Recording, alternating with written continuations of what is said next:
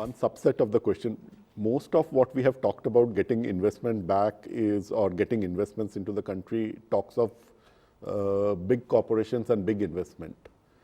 Has the government done anything at all about the small scale industry? That's a great question, and I think that's something that always we pay lip service to the small MSME so-called and so on, but we don't do anything about it.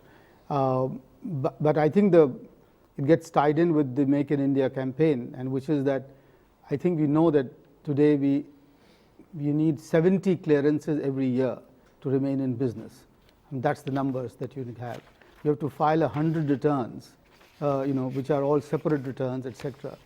I know for a fact that the World Bank has been doing a lot of work with the Department of Industrial Policy, Promotion and Policies, and they have suggested that these returns can be combined to create 1 or 2 common returns, and this can be all made online. And the 70 clearances, as I think somebody said, can be very largely replaced by a process of self-certification.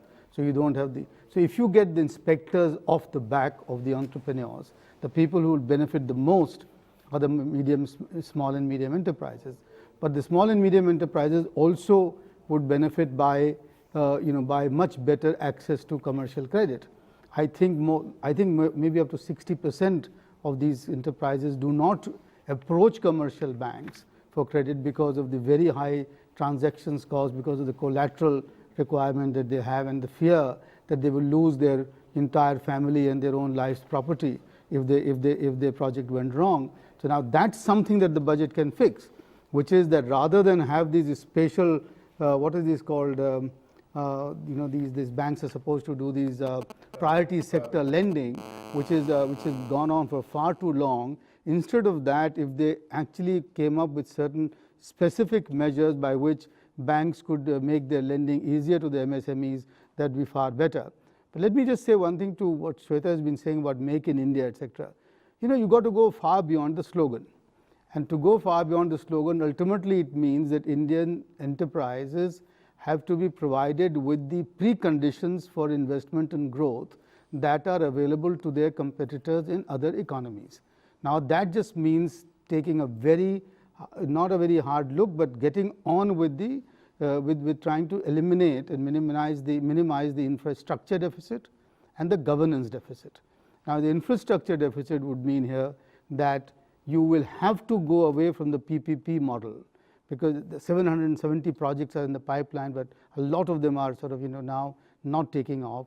The government will have to now allocate a much bigger amount of money for getting some of the key infrastructure projects off the ground and running again. And secondly, and I think Mr. Gowda mentioned it, which is that our education system is in such shambles that what you need to do is to get this budget to allocate again certain funds which will be given only if the quality is improved. And finally is that we keep talking about the knowledge economy and giving again lip service to it, but we forget the fact that R&D expenditure is 1% of our GDP.